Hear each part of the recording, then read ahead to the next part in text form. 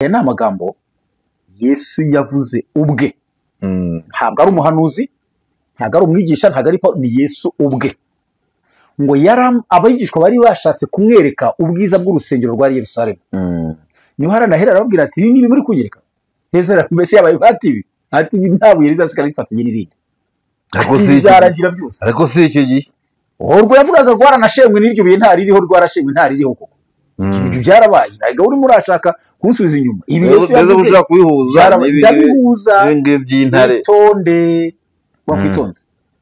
Ababwira amagambo atireka bicaye ku musozi bavuga abagiye muri Isiraheli abo bayasoni uwo musozi wa Elayono uwo musozi niwo Yesu yarabagiraniyeho ari kumwe na Mose na Eliya. Niwo yavugiyeho aya magambo dusomye, niwo yavugiyeho abahirwa abari bo, ni nawo yazamukiyeho ajya mu ijuru, bikanavuga ko ari nawo azagarukiraho. Ako nako mukamenya. Ariko nagarukirayo ntiwazakozaho ibirenge mbere. Twebwe tuzamubona gute ahubwo wa Yesu uri hafi yawe Yesu azagarukiraho. Tuvuga intare yagurutse iyo yigiye content tuzeganira kwayo.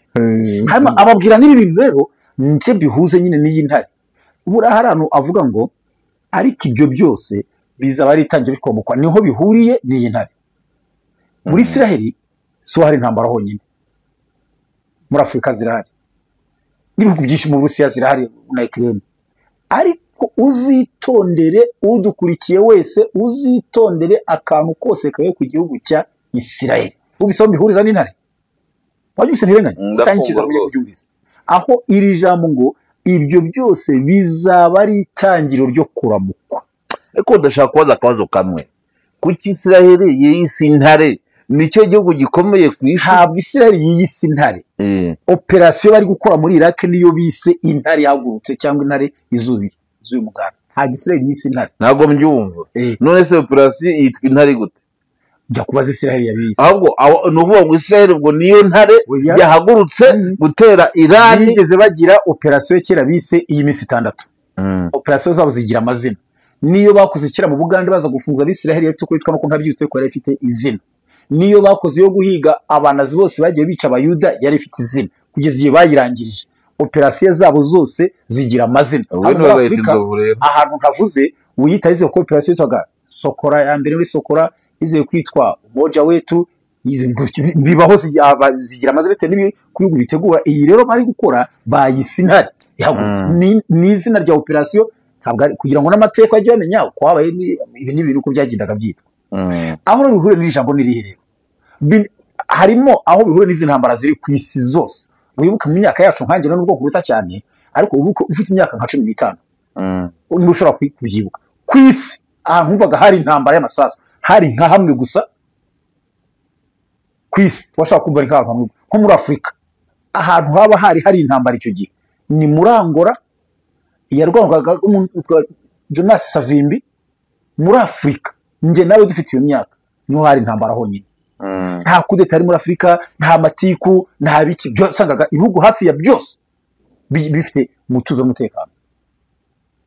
Ariko muri iyi minsi ahubwo byakugora kubona bakunzi bashara TV 195 hamwe na Zira TV turashuje mu izina rya Kristo twifurije amahoro y'Imana.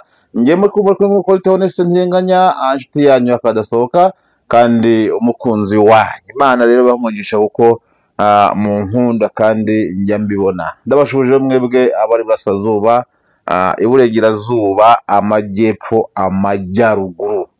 Agiye ni Iburengerazuba n'Amajyepfo. Wowe uturuka he? Aho mvuka mu Majyaruguru mwa mvukaga ngo suza abantu nka batatu mu Majyaruguru. Pastor Sande Emmanuel ndagutahije nshuti yanjye Silver ndere Imana umeze ute? Ntabwo waheruka.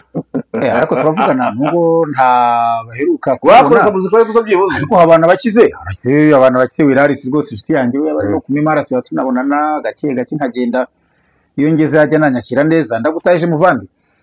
Bakoze n'abarayikoze ariko barayikoze kuko uburyo tubanyemo ariko uranyumvira ati umango ndasuhuza abantu batatu umbwiye nahereye kuri mama kandi nawe ari bari bamwe bagiwe mukecuru ariko se ko nta nibyo yumva nta nibyo azamenya ariko azamenye ko namutahije mama wanjye we komera mukecuru basi arava ariko arakomeye nameze neza amajyaruguru iwacu mu mujyi Igicumbi cy'umuco Gicumbi cy'amahoro n'umutuzo n'umutekano Igicumbi mukomere cyane ndabatahije mwese abakristo mu mugera muri ADPR n'abandi bene wacu mu mubiri no mu mwuka mwese kare basebo n'abanyabo Imana bari kujya kubwiriza ryari Gicumbi ntabwo mperwa kubwirizayo hashize iminsi Kuna muntu uzemerwa iwabo oya ntabwo aribyo njyayo cyane ariko ntibaheruka ntabwo ari ukutemerwa kuko ahubwo mu Rwanda rwose ahantu mba merewe neza n'Igicumbi wacu kuko iyo ndi hirya ndi kubaha ubuhamya bashobora kugira ngo nibyo nihimbira ariko Igicumbi ho bahari ababizi kongera ubuhamya bukomeye cyane ariko turabamukije mwese amahoro Imana bane namwe ntugire umuntu ugize kuza nangaha noneho arinjira cyane ashaka ubudiyakoni barabumwimara kora biranga ahita yikoze iwabo ahita bamukubita ubudiyakoni arongera agarutse kose se yarari muri asanga nta budiyakoni bwimukanwa n'iyane ariko buri mu kanwa kujya tubakira iwacu ubundi banya babakira barabwimukana oya natwebwe nta budiyakoni bwimukana kuwanyu muri atari abantu beza buri umuntu imukanishinga no mukayimwamba ujye babwira bizira iwacu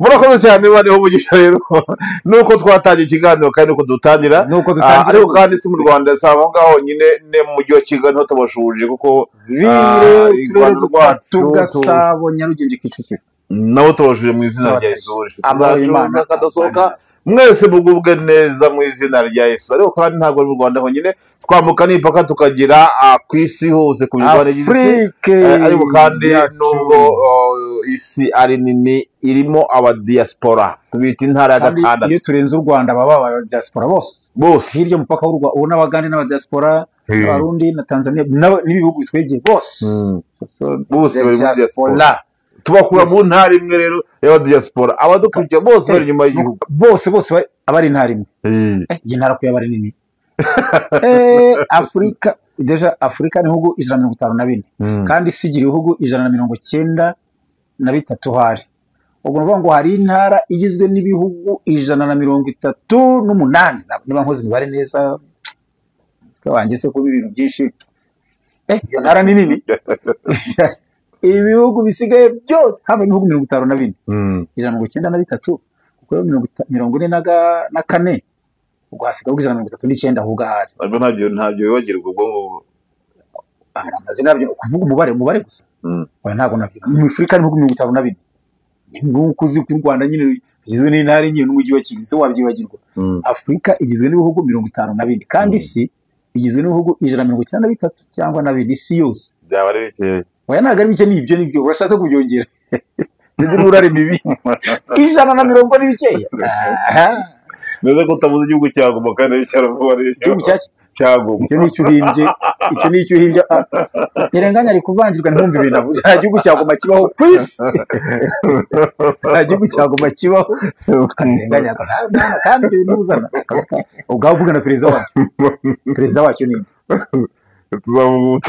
uzi kuko ntiwamenya perezida nta gihugu gihari abo bose tubatahije USA China Europe turabaramukije mwese muri Asiya mwese yanshuti yacu sasa kivuga nyine indi ku butaka butagatifu wese wayivuze wayivuga murana z'inyinya zimeze kimwe yivuge Sony ariko ya Sony wagiye unsuhuza koko kandi sinaba mu mwobo kandi nakuye ko Sony namuteru yavuka nabikubwiye barabimbwiye papa we wambaye twaravuga yarambwira ngo wibera muri kushi wibera hasi ubu ya Sony ari mu komera ya Sony aho nyine ya kera dore ko David nawe agiye gusoma kuko ngo asanga wibera mu mwobo mu ntambara za Sauli bigira n'isano wa mugane naburavumo bwa bakera ariko uzi ko ari byo buriya naravuga ngo buravumo bava ngo bihishaga bakabamo biberamo bwabaga ari bunini bwabaga ni ahubwo ni imyobo barumuvuye buriya nibwo buriya bagiye batunganya noneho wenda bashyiramo amashanyarazi bashyiramo internet bashyiramo uburyo bwo kubaho ariko ni buriya tu bagiye ariko nawe tekereza imyobo ahungishamo abaturage bose none se hahandi wa muhanuzi yavuze ngo yahisha abantu 155 mu buvumo bumwe byanditse muri Bibiliya nindi wa muhanuzi ninde wavuze ko yitwa Obadiya Obadiya.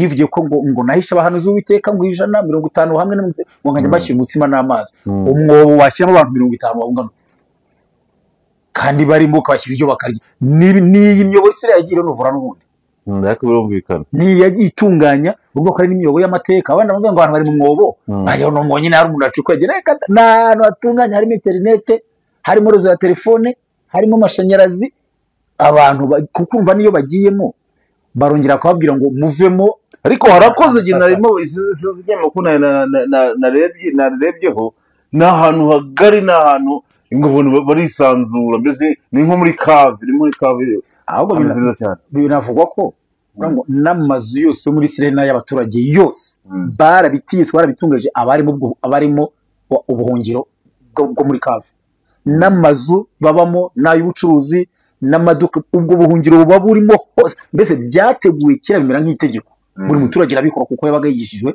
akamaro kabyo bivugwa ko yaba ari ibitaro yaba ari iduka yewe yaba ari na gereza n'ibihari ibifite aho hasi bahungira amasasu haba hari ko amakuru ya Isiraheli avuga birumvikana ko abahari twari turamukije Yasoni tutangiye n'ikiganiro ariko ntacyo tuba twiganira n'ubundi tukaganira ku biriho ku bivugwa ku bigaragara tukahugurana tukigishanya tukagira abantu inama ariko ntitwinjire cyane nitumara kuramutsa inshuti zacu mbwira mbanze soma amagambo turagenderaho ntabwo turagira ntituganire cyane ntari nayasoma urakoze cyane reka twutse abantu bose badukurikira batarakora sabone n'abakoresha igifaransa bisobanura neza umuntu atabakoresha icyongereza yashaka sabone akayibura sabone n'ufite porogaramu y'igifaransa muri telefone ye ufite icyongereza ni subscribe ariko hose harangwa n'akantu kameze nk'akazogera naho mu kinyarwanda nta porogaramu ariko mu kinyarwanda baravuga ngo kuba umufatabuguzi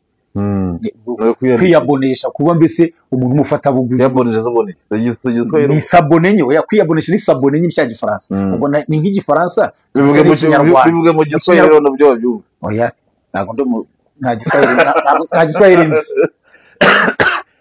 sabone mu gifaransa subscribe mu cyongereza kwiyandikisha mu kinyarwanda sawa izindi mwiyandikishe rero mwiyandikishe zacu reka kora subscribe wiyandikishe ni byiza kugira ngo iyo wiyandikishije ubu uri umukunzi wacu ubu duteye inkunga ubu dushyigikiye ubu uvuga ngo mukomere bavandimwe channel yanyu ijya imbere niba mvuga bitwifuriza rero kora subscribe ukore ahantu hari agakumwe kameze nk'aka ukoreho hanyuma iki kiganiro ucyohereza genza bivuga ngo share ngo gusharinga ucyohereze abandi byose ikintu gikomeye cyane ngiye mbingingira mujye mwandika ibitekerezo ikindi kandi uhita ubona notification ako kanya tugishyiraho notification uyibona mu bambere kuko uri uwacu akadasohoka Imana rero igibaha umugisha ariko kandi comment nazo ujye wandika nushaka kuvuga ngo mwaramutse cyangwa se mumeze neza cyangwa se ibitekerezo nabyo birakenewe andika comment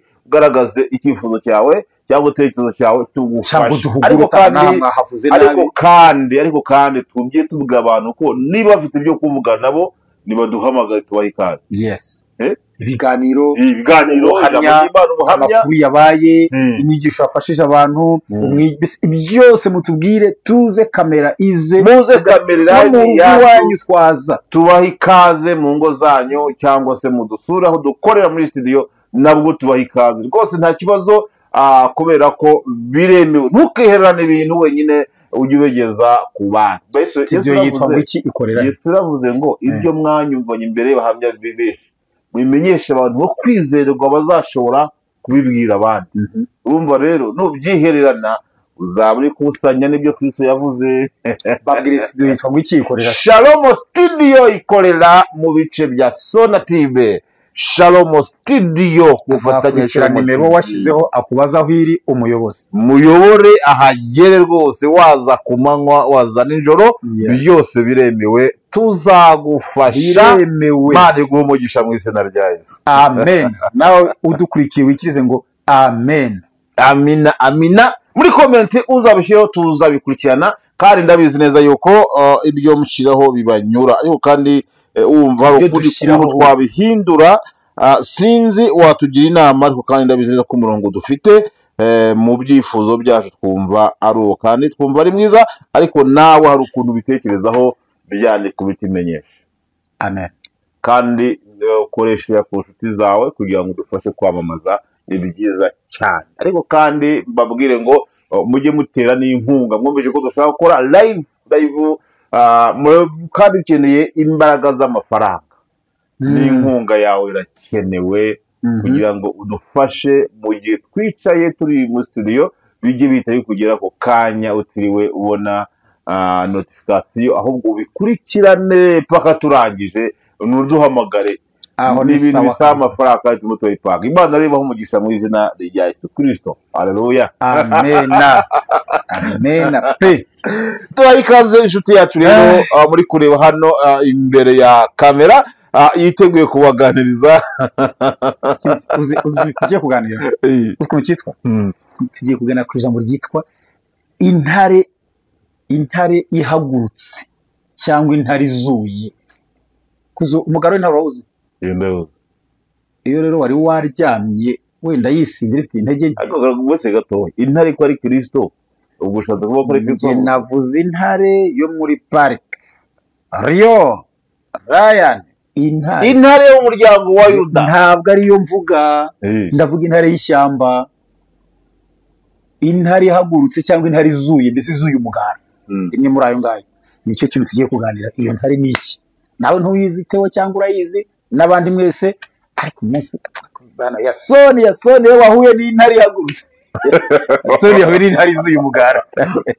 Yasoni turamuvuga cyane inshuti yacu mu gihugu cya Israel, ni umuntu dukunda nawe dukunda, aho tuvuga twanamutashya, abadukwikira muzabigira ikibazo cyane, kandi nawe uzatubwira tugutashye tukuvuge, ariko uzi ko ari ikintu tutasabye abantu bacu Theo, bajya baduha n'akazi ko kubamamariza kuri amacano yacu, akazi bavuye ku note, hanyuma tubamamarize, turamamaza ibikorwa byanyu. Ushobora kuba uri muri se, ariko kandi Yasoni tuvuga afite nimba ari company, afite ibikorwa biteye ubwoba, twajya tubimugezaho live. Biteye ubwoba ntabwo abantu bazajya uvuga ngo afite ibikorwa byiza, biteye ubwoba ntabwo bazajya, ahubwo afite ibikorwa byiza bifatika. Rero nagane na papa we arambwira ati muri mishinga y'umuhungu wanjye. Yes, imishinga yikorera ino.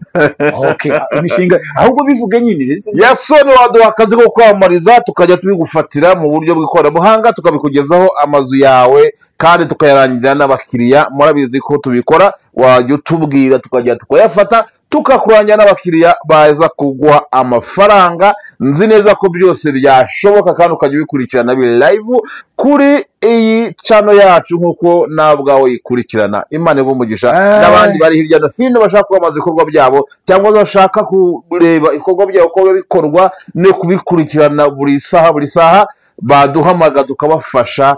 Kindi kandi dufata n'amashusho n'amajwi ndetse n'amafoto mu buryo bw'ikoranabuhanga, cyangwa se mu buryo bwa profession, tukabibakorera bya kinyamwuga. Tubimazemo igihe tubifitemo uburambe. Mujye muduhamaga tubafashe mu biro byanyu ne mu makwe yanyu, tubakorere ibintu byiza, tubitangira ku gihe. Imana ibahe umugisha. Telefone zacu ziri kuri screen, kandi ushaka inzu yo kodesha, ushaka iyo kugura, nabwo tubigufashamo, kandi nzi neza yuko bitagukereza muri gahunda zawe. Murakoze cyane. Hajya gukora iki? Intare ihagurutse. Je nkora iki? Genda umuvuga butumwa, nkaba umwigisha, nkaba umuririmbyi, nkaba umuhanuzi, nkaba umuhanzi. Ni byinshi. Ngira ngo ndoroshye bitonde. Ariko nibambwira nyine ko bakeneye inzu, nzahita mbazana muri Shalom Studio babayobore. Yasoni kangureka gatoyi. Hari umugaturika wize ko mugashaka kuzagwamba ukajya kuririmbayo. Umugaturika? Uzambwira zampamagara. Mu kiliziya se giwe mu rugo. Mu kiliziya? Ayo kutamuhaye nimero zanjye. Kutamuhaye nomero. Ndeze bite indirimbo ze wahimbiye mu gaturika? Oya, afite indirimbo nahimbye zihimbaza Imana. Gaturika ntabwo basenga Imana. Si Imana uvuga, si Imana basenga. Murakoze cyane. Ahubwo ndetse n'umuhanzi, hari n'umusilamu nabonye bakoranye ikiganiro, ahubwo nabo bazanture musi kijye kuririmbamo. Nugugera mu ya terime yabungo ngo harashya. Nugutwi biremera muri Yesu, ariko yo ntago ari yanjye. Abantumiye. Yego uramutse yindi Yesu ukavuga Muhammad muri Muhammad. Bantumiye. Ibyo ndirimba barabizi, ibyo mfite barabizi, ibyo baba bashaka. Ntabwo najya ngo nibishyashye uwo munsi rero ngo njye kuririmba Muhammad, dore ko ntanamuzi neza, nta makuru mfite. Ntabwo makavuga ya Yesu wenzi. Ahubwo nzaguzane mu kandi ikiganiro mpaka igendanye n'idini ya Islam. ntuzatinda ahubwo ntuzatinda Kuri iyo miniya kuri iyo mwahanga ntabwo niyaminiya ahubwo naminiya Kristo uri muri njye so rero kandi impaka zo kumena umutwe ashaka kuzakurimba mu basilamu akajya mu ntabwo gaturika mbishaka ariko wimbeshyira mpibereye ntabwo mbishaka ntabwo ndi kubisaba ntabwo ndi kubitereta wewe wavuze ngo mu gaturika ushaka kuzantumira nakwemereye ko nzajyayo ndabwira nubona nwa musilamu mwaganiriye yakwemera ntazambwire nzajyayo ariko ntabwo ndi kubitereta ndi kubipiganira kuko mfite aho kuririmba kandi iyo ndirimba nabo bose baru nigeze kugira inshuti y'umusilamu ariko yakoraga muri isosiyete yitwaga Total kera ubwo ni muri 2001 musuhuza ahubwo ntabwo nzi naho ari yumvise yandimba akamanyu ku mutsima atumaho umuntu ati uzanze n'uwo muntu musuhuze uzi ijambo yambwiye yanjyanye ntara hafi hano hakoraga EFID kera house hari cafeteria nzi yanjyana aranyakira arambwira ati mva ro mugabo ati mujya urakora ndabyanga ati muvugamo Yesu mukanabeshya mukanabihimba atari kandi ndirimbo yawe ati randa yemera ati yambwiriza rwose ntabwo runza aho yagiye nta makuru yenzi Akazamu benshi Yesu baramwemera ariko ntabwo bamuhakana n'umundi ahubwo biterwa n'ibyo bamwemera ariko ntibamuhakana ntabwo bahakana ko atabayeho bafite uburyo bamwemeramo na Korani yabiramuvuga ko intumwa y'Imana kuko ari nahanditse ko Marika yabwiye Mariyamu wo bita Mariyamu ngo utazamutoto bila mume ataitwa mtoto wa Mungu iyo avuga ko utazi Igiswahili gutangiye kwivangavanga ariko watizima twundi oye wazuvuga ko utazi Igiswahili ngo none unyumvira bavanye se wakunda mahandi Numva ibintu yase nkigira mu mwuka. Marayika akamubwira Mariya utakizi utazamutoto bila mume uzabyara umwana nta mugabo ataitwa mtoto wa Mungu azitwa umwana w'Imana. Muri Qur'ani hari ibyo byanditse nzashaka nzakubwira sura na haya. Unajua wewe sura na haya. Ubwo ni byo mwe twitwa ngo igice umurongo. Urakoze cyane rero ariko tugaruke kuri ya ntare wazuvuka. Intare ya kanza ya sona ajya mu mwobo muri trudi fiziriye ajya mu buvumo. Dusoma amagambo y'Imana ni yaratuyo ibyo turaganira byose namwe ne datatewo namwe muzukurikiye birashingira kuri amagambo ngiye gusoma. Ubutumwa bwiza bwa Yesu bwanditswe na Matayo ibice 24 umurongo wa 2 turakomeza hepfo. Haravuga ngo arababwira ati ntimurebe ibi byose ndababwira ukuri yuko hatazasigara ibuye rigeretse kurindi ritajugunywe hasi. Yicaye ku musozi wa Elayono abigishwa baza aho ari biherereye baramubaza bati tubwire. Umva nirenganye ibintu abigishwa babajije bitega amatwi kuko urabimbaza mu ariko mbere kugira ngo unumve bandusobanure yarabwiye ngo nta bizasigara rigeze ritajugunywe hanze. Ushatse kubihuza ni Iran iri kurasayo amazu yose n'amabuye byose ndabihuza n'intare yahagurutse kandi intare yahagurutse nubwo waba ari kundogoya ntarasoma ijambo ry'Imana. Intare yahagurutse ni izina Israel yahaye operation iri gukora muri Iran, niyo Israel yise intare yahagurutse. Wabyumvise neza mbese ni ikintu cy'Israel yahagurutse cyangwa yazuye mbese kwa kimwe mu byo ngibyo.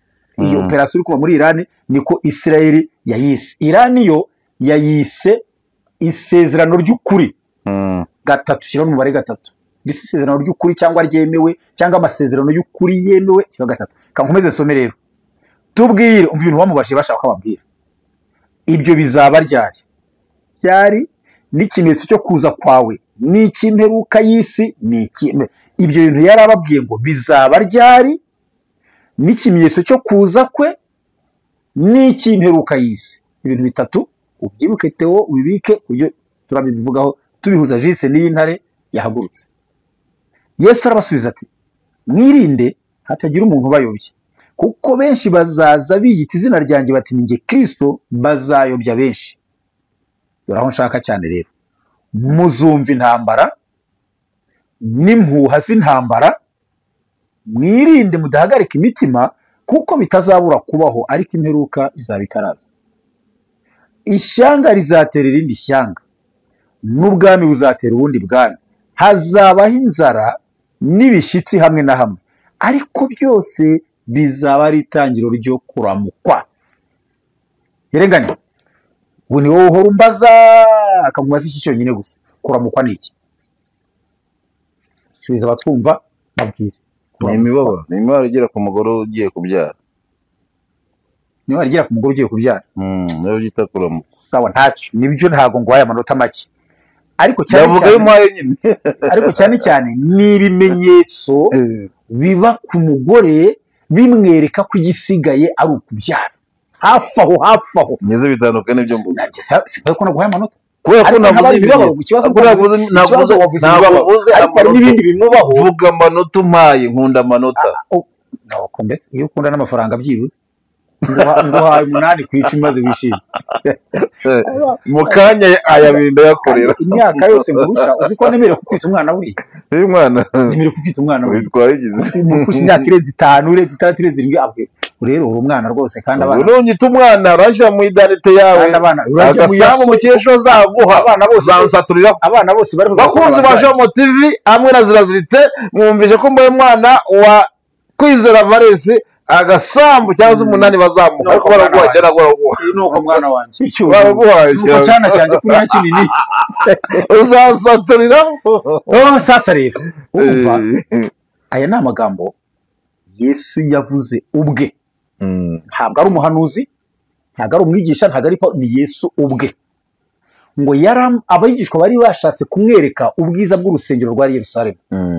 niho haranahera arababwira ati ibi muri kunyereka Ezra mbese yabaye ati ntabwo rizasiga rifatanye n'irindi zaragira byose ariko si iki gihe urwo yavugaga rwaranashemwe n'iryo biye ntaririho rwarashemwe ntaririho koko ibyo byarabaye ntabwo urimo urashaka kunsubiza inyuma ibi Yesu yavuze kubihuza n'ibingibi by'intare tonde wakwitonze ababwira amagambo atireka bicaye ku musozi rero bavuga abagiye muri Isiraheli abo ba Yasoni uwo musozi wa Elayono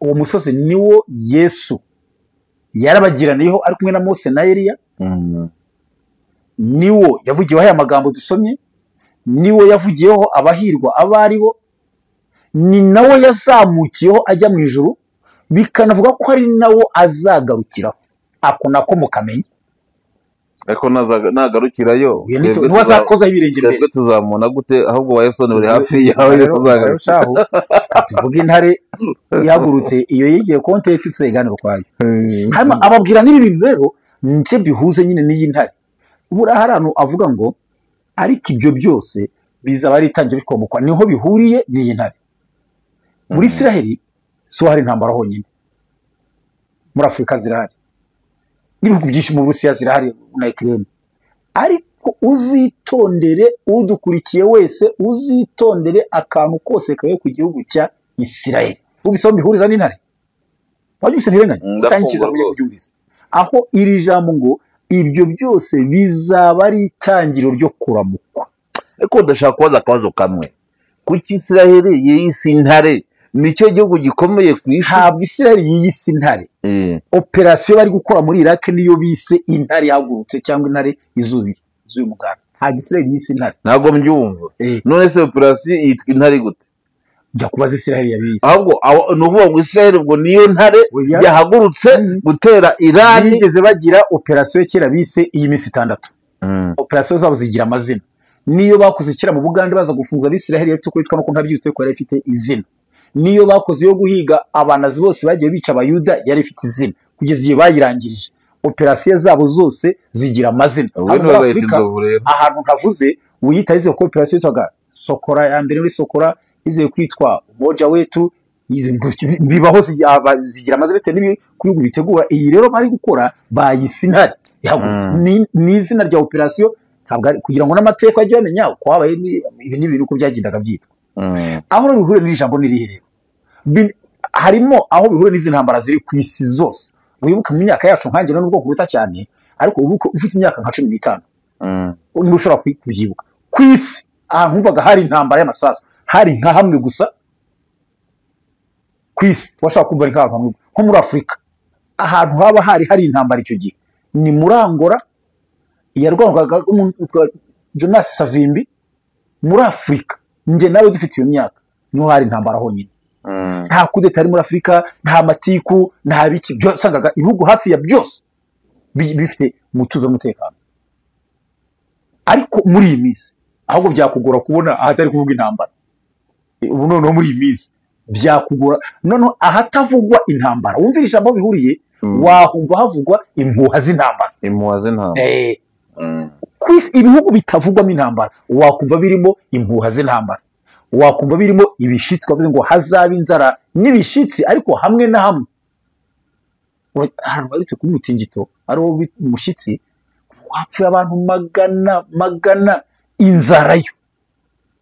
Bishatse kuvuga iki rero? Wa mubyeyi twavuze agiye kubyara. Aha mbwira umukristo, iyo tuvuga nk'uko abantu dukurikiye nawe uzi wenda uko batesa no kubabyakira, hari n'ababona wenda ari twege ntibabirebe, ariko wagira amahirwe yari iki kiganiro. Ndamenyesha umukristo, ndamenyesha umuntu usenga Imana, ndateguza umuntu uzi ko Kristo azagaruka akaba anabyemera. Umenye ngo umubyeyi agiye kubyara biri hafi. Kubera ko utatitiye ntuvugeshe abagando ntago babyumva. Kubyumva no kutabyumva ntibirambuza kuvuga. Ndamenyesha itorero, ndamenyesha umukristo, ndamenyesha umuntu wemera ko Kristo azagaruka, ndaguteguza ngo bamaso, ntiwishyiremo iterabwoba muri wowe, nanjye ntaryo nshyizemo, ariko akantu kose kitwa intambara kabaye kuri Isiraheli. Buriya abahanga muri Bibiliya byose bishakamo bakabibona. Warubizi buriya ikintu cyose kibaye kuri Isiraheli Bibiliya ibikivuga. Ubu rero ukurikiye ibyegeranyo biri gukorwa, uko amaradiyo ari kuvuga, imbuga nkoranyambaga, radiyo n'iyi bivuga Icyongereza, bivuga Igifaransa, byose kuko biragaragara ko umubyeyi agiye kubyara. Ndavuga iki? Nivuga ngo Kristo ibi bintu biri kwegereza aho yavuze ngo nibizaba ari itangiriro ryo kuramuka.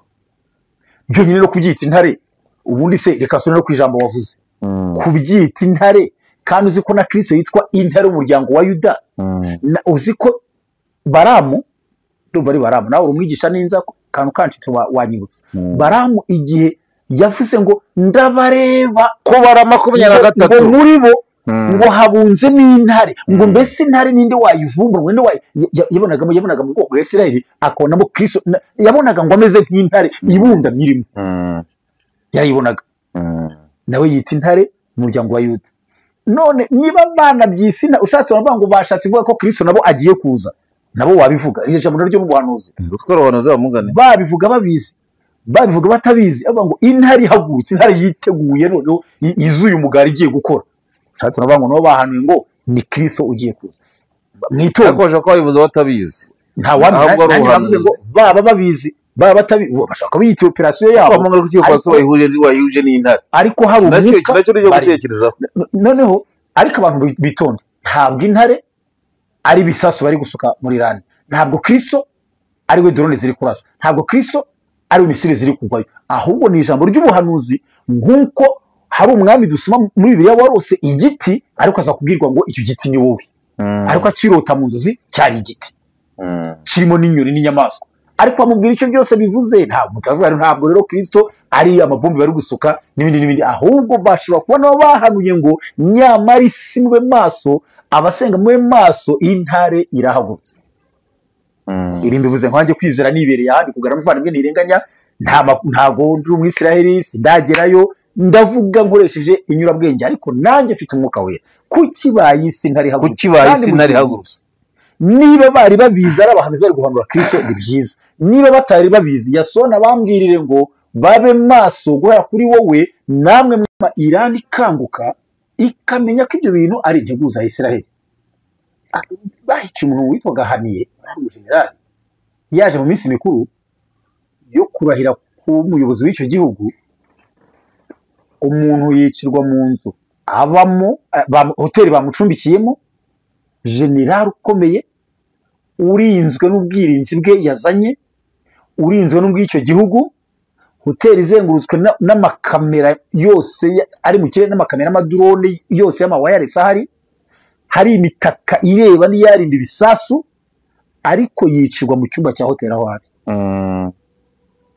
Bavuze ko ari Isiraheli, bavuze ko ari abakomando bo n'undi bamwishe. Hari rero Irani yagombaga, ishobora kuba itarakangutse, kandi abamwishe ntabwo ugize bafata, abo bafashe habe n'umwe. Hari rero Irani yagombaga, buriya bari bayibwiye ngo umutekano wawe nturinzwe, ntawe ufite, bizwiye nta mbaraga bufite. Kwezi kwa 7 n'ukwa 9 umwaka ushize, hari abo bagombaga kuba maso, noneho hari mu kwa cyenda Isiraheli ituritsa uturadiyo twitumanaho twose twa gisirikare mu gihugu cya Libani. Ariko icyo kintu uracyumva? Ndacyumva rwose. Uturikiye telefone ahantu hose zidufite zose zigaturika ku isaha imwe zose zo mu gihugu zigaturika, kandi zisha abantu, ariko baturikije ubwo mu gisirikare. Ubu radiyo bari mu bihumbi basirikare. Ubwo niba hari utari kuvuga kari nko ku kuguru katurikiyeho kamucamo kabiri, uwari uri kuvuga bihuje nuko ari kuvuga kamumena umutwe, uwari wakabitsa kwa kundi gaturitsaho, uwari ugafite mu biro ku meza nk'aya meza ari imbere yacu katurikiyeho. Biravugwa ko n'igitero cyabo ngo kibanze ku basirikare, ku bantu bakomeye cyane b'abasirikare bakomeye muri Iran. Nubundi iyo no mu makuru Isiraheli kugivuga itanga abaga biti murebe Libani kurasa abasivili, twarashe ku basirikare ku bigo bya gisirikare aho bakorera za uranium, aho kuri intwaro za kintu nta musivile dukora, iri gutanga abagabo nyine. Urebe ibintu Iran iri gukora, bakomeza baduhamagara turaza nta kibazo. Iran iri kuduhamagara nituyitaba muturebe bari kurasa abaturage. Imyamisha ibonye hose bamaze gupfa abaturage b'Isiraheli 24. bivuze ngo umujinya wagize umujinya bo barimo baramisha ko babonye ko makuru ari kuvuga. Ariko Libani yo kamaze gupfusha 240 bamaze kwica icya 10 cy'ababo. Ni icya 10 neza ni makuru aho naherukiraga, hamaze gupfa abaturage b'Isiraheli 24, ariko ba Iran yo ari 240 ko wa munsi umwe gusa bishe abantu 79 ariko basirikare gusa nta musivili urimo, nabo 240 n'abasirikare gusa. Hafu n'abajenerali bitongo yozi b'ikirenga. Hari umunyamakuru mvise ari kuvuga ati rero Iran nishyira abandi bayobozi iti kugira ngo barambe babiti ntibavuge ntibatangazwe ni naka na naka, bati n'abatangaza musadira barangiza nibavuga amazina yabo.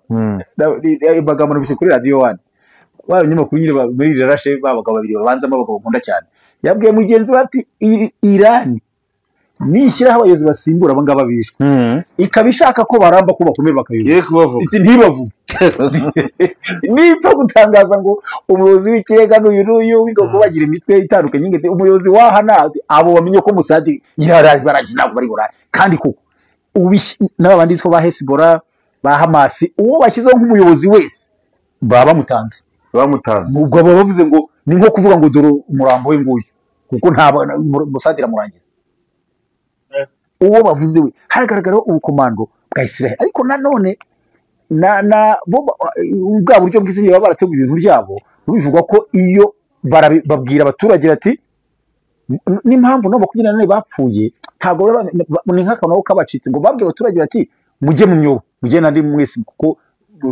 twabivuze ko bafite aho bahungira y'ubuhungiro, baza ko gashe nk'amasanganga bati muvemo ngo abanza ubuduha ubwo buduha wavuga ko ari iki? Oya banza uvuga ubuduha ni iki? Oya vuga ngo bafite wenda za sone bavuza we ahubwo ntabaza ahubwo we bafite ikiroro ibintu bya maranse vuba ari ku mazu bimeze nka za vuvuzera, hari ijwi bavuzamo none ngo bakoze reri baza ko abaturage ngo mwe muvuyemo bakivamo ibindi babirashe byinshi cyane, nibwo 24 bapfuye batinze oya barabwiye ngo bavemo bagira ngo nta bindi biri buze, bakivamo nta buryo bwo guhita basubirayo biraguye, mu gusubiraho vuba rero nibwo ubona abandi bagiye bapfa. Ariko ubundi Isiraheli bashobora kurinda abaturage bayo wenda bapfa bo ntibabura, kuko n'Imana yemera ko abantu bapfa, ariko yapfusha abantu bakeya kubera ko bafite ubwirinzi buhagije, uretse n'ibisasu bisama ibindi mu kirere. Ariko abaturage rubanda b'Isiraheli bafite ubwirinzi buhagije, kuko izo ntabaza ziravuga ijwi rigasakuza bakamenya ko ari kujya mu myobo, hakaba irindi riza kuvuga bakamenya ko ari ukuvamo.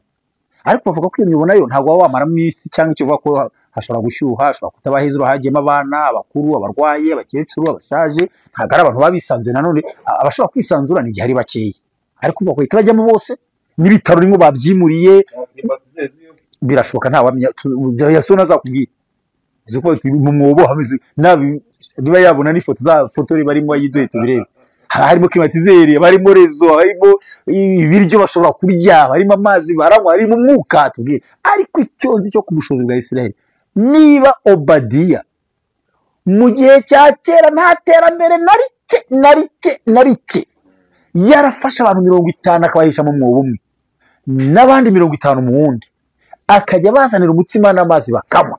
Ese ubu ku gihe giteye imbere hameze gute?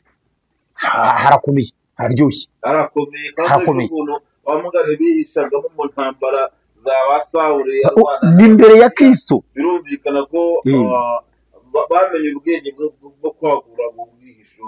Uzi ko bari nko mu mwaka ibihumbi n'ibihumbi imbere ya Kristo. Harya bava ko Yesaya ahanura byo mwaka 400 muri ahanura ko Yesu agiye kuvuka. Hari mwaka 400. Kandi urumva ibindi ni kera cyane kuko baraga basubira inyuma. Rero ugwasa mu mwaka nk'ibihumbi 5 ahubwo ukuzi ko bavaga ku mubare munini baza kumutoya. Ni kera cyane ariko habwo buvumo ahantu Sawuli yagendaga n'ingabo 3000 bakagandika ahantu ntube wababona n'abantu bagendaga na Dawidi bose bakishana mu buvumo bikemera.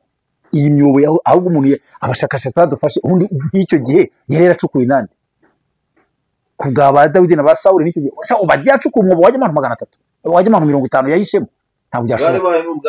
Gacukuye nande rero gacukuye nande kuko ndakeka ko n'iyi myobo Isirayeli ifite bahungiramo nubwo buvumo bagiye barumuvura n'ubundi bakabugenderaho. Niba harajyemo 50 ku Obadiya bashobora kujyamo 5000 barabutunganije none. Gusa amakuru ufite nuko bafite ubwihisho buhagije abaturage bose binjiramo bagakwirwamo. Byumvikana hariko ubutaka bwa Isirayeli bwose ari ubuvumo. Biva ko Libani nayo yarashe ahantu hitwa Haifa aba n'ibitaro bikomeye ni hafi y'inyanja Mediterane. Baraharashe nabo barahatokoza ariko barashe ni Tel Aviv mu mujyi hagati. Ariko uko byagenda kose niho aragera ku bikorwa Isirayeli yakoze wabo nta na kimwe cyakange bari bagiye mu cy'ibyo Isirayeli yakoze. N'abantu bari gupfusha ntibangana ariko ntibagomba no kungana kandi nayo iri kugenda yibasira uretse kwikwaso mu civile ariko nayo iri kugenda ibikorwa remezo ibintu bibikwamo aho bagenda mastoke y'intwaro kuko nk'abahazwe n'abafite ubutasi ntabwo Irani nayo hari ikintu kiraho gusa gisinziriye nayo bafite ubutasi bukomeye. Izi ntambara rero cyo tuvugaho niki neza ko turafana gusoza iki kiganiro twari twifuza ko twakora ikiganiro kigufi ahubwo by'ingenzi tugana ku musozo. Icy'ingenzi tugana ku musozo icy'ingenzi ni ya magambo nasomye. Intare yagutse akaba ari intare nkuko watangiye bivuga aho bihura n'umuryango wa Yuda. Twasanze Isirayeli ishobora kwiri guhanura ihanurira twebwe isi yose ariko ntitubimenye iri kutuga ko intare ihagurutse. Operation ya Kristo nayo igiye gukurikiraho. Cyo gusabwa n'iki rero ni ugusenga, ni ukuba maso, ni ugukizwa, ni ukubana n'abantu bose amahoro, ni ukwezwa uko bishoboka kose kandi twezwa na Kristo, twezwa n'amaraso ye, nta kindi kitweza. Yabwiye abigishwa ngo imperuka izaba itaraza ariko rirasha muri soma naritinzeho baramubwiye ngo tubwire kuko bari bamaje bazongera ngo bitatu nkuko navuze. Ikibazo gusenyuka kuri urusengero bizaba ryane ko bamubajije avuze ngo hati bimunyereka ati ntabwo rizafata tubwire no bihereye ruzasenyuka ryane. Icya kabiri ikintu cyo kuruka kwawe ni iki? Icya gatatu kurimbuka kw'isi n'imperuka y'isi bizaba ryane. Ababwire birati mbere y'ibyo muzumva intambara hamwe na ubwami buzatera ubundi bwami n'ishyanga ritera irindi shyanga ari byo turi mu ati kandi muzumva intambara n'impuha z'intambara. Impuha z'intambara rero zica kuruta intambara. Impuha z'intambara nizo mbi kuko hari abantu bahunga impuha akaza mu myaka myinshi cyane mu buhungiro kandi yarahunze impuha. Mpamvu bisaba kuba maso no gusenga.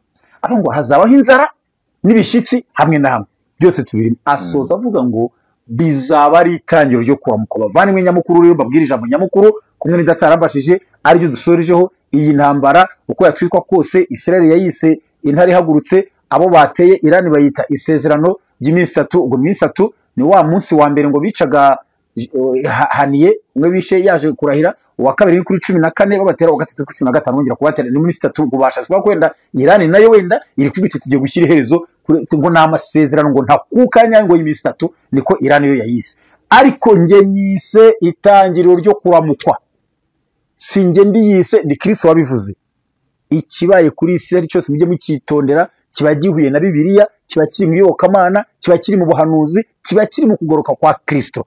ngayo nguko nimukomere torero tube maso dusenge tureke ibiturangaje hirya no hino bidafashe bidafite umumaro ahubwo tumenye ngo intare igiye guhaguruka iyo mu muryango wa Yuda ariyo Kristo igiye gukora operasiyo yayo mu isi turushaho kuba maso ntihazabura intambara ntabwo amahoro azahora keretse Yesu atsembyeho urupfu n'ibyaha kw'irembo